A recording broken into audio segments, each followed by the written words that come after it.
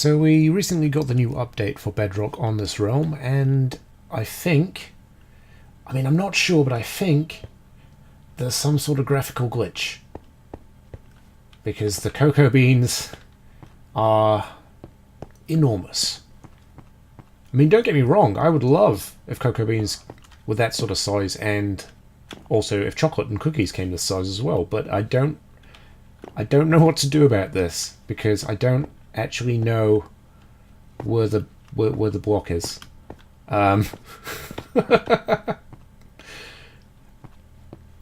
Help. The science experiment's gone wrong. What is going on?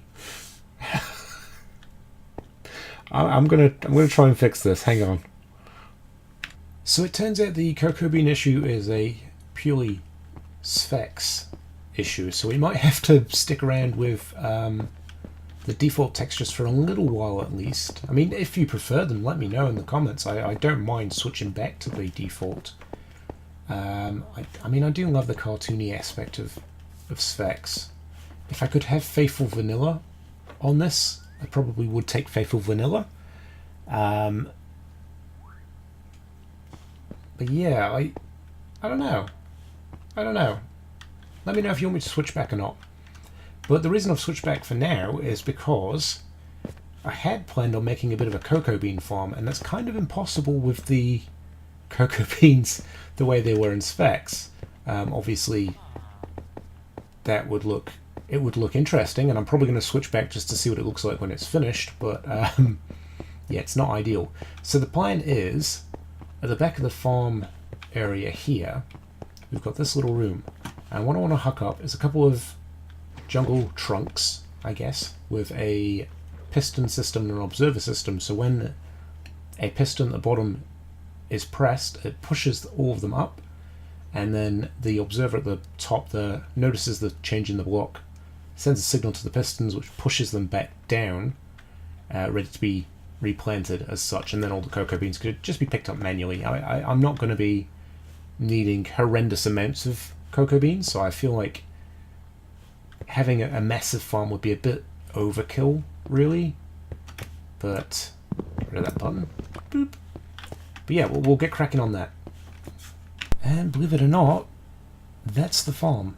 It's super quick and simple to put up. If you want to know how it's actually made, there is a tutorial on my tutorial section and on my channel. But it's a very simple system. You've got pistons under here, which when you press the pressure plate will push those blocks up. It also sends a redstone signal to this torch, which sends a signal up the redstone torch tower, triggering these pistons. So as soon as you've stepped off this pressure plate, it will push these jungle logs back down, ready for you to replant. It's probably a system that's been done to death before, but I haven't really looked up any cocoa bean tutorials before, so I don't know. I'm not sure. But either way, it's a nice simple farm. It does the job. You'll be rolling in cocoa beans before you know it. I might actually replace that wooden pressure plate with a button. I think that might be a better option overall. But we'll get these planted first, and then we'll move on to the next part of the episode. Actually, before we head out to Spawn Town to do a bit of building, we're back in Sphax. Let's see if... Good lord. Yeah, I think we might have to stick in default until that's sorted out. Okay guys, we're back, and this is the plot that I was umming and ahhing about building on before, when I actually went and built that little cottage over there. Actually, I'll go check what it looks like in vanilla. It doesn't look bad. I'm quite happy with that. Okay. Distracting myself and stroking my ego there just to tell myself I'm a good builder. Because I actually have no idea what I want to build with this. It's a very strange shape. I really want to incorporate that into the build in some way, but I'm not entirely sure how yet. I'll get there though.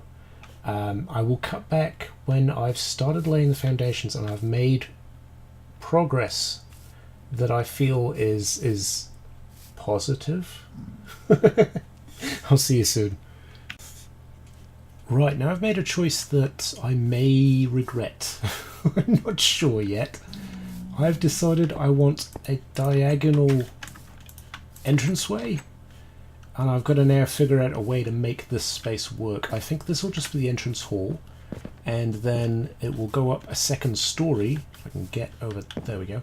If we can get over here, I think I'll put a second story in on here, but this main sort of diagonal hallway, that will just be that'll be a single story spot. I think that's what I'm going to do. We'll see if that plan works out. I've got some tinkering to do. Alright, I'm digging it. This diagonal bit is coming along quite nicely. I'm quite happy with it. I don't know about that there though. Do I put... Yeah, I think that will work. Just to break that little bit up there. Do I need one around here? Maybe? Yeah. Now, I'm not entirely sure about the stone slabs. I might switch those out for stone brick slabs. They may look a little better.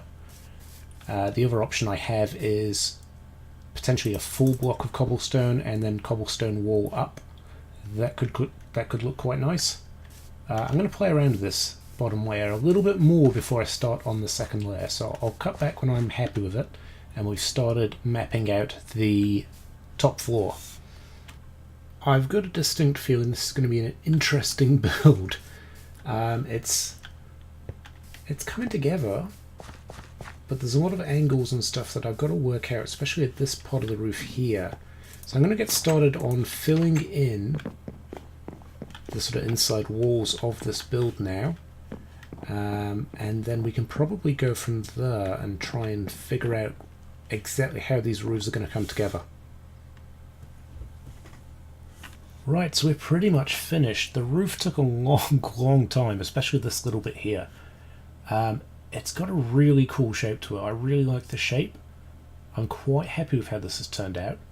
We're just putting the finishing touches on it now, just a couple of flowers and flower boxes here and there. And then I think we're good to call it quits on that. Bleebait came over as well and had a look. He quite liked the mushroom textures, and I've got to admit, I've never built with mushrooms before, but they do look pretty good, don't they? I quite like this. Now I've got to debate whether I want to put some windows in here or just leave them as window boxes. I think we probably could whack a couple of windows in there. So I'll do that in a second as well, and then we'll have a look at the finished build. Alrighty guys, there we go, and I really love how it's turned out. The diagonal roof was extremely difficult to do, but I think it matches up quite nicely. It sort of flows down, it looks okay. I'm quite happy with that. In fact, it's got quite an interesting roof. It's not perfectly symmetrical on all sides, and I like that. I don't know what it is about it, but it's got a nice feel to it. And I think I will be using those mushroom blocks again for medieval builds because they look fantastic. The firebox is looking good. I love the patterns that these cobblestone walls are making with the stir blocks. Yeah, it's looking good. Looking very good. And tell me what you think. Let me know in the comments. I'd love to hear from you. And as usual, we are heading towards that 100 subscriber special. So again, if you can share my videos, let people know about it, that would be ace. I really want to show off this build, but I will wait. I'm not in a rush to show it off. But there we go, guys. Hope you enjoyed the episode, and we'll see you again next time. Bye. So it's a bit of a quick episode this week, but there's a reason. And this is the reason.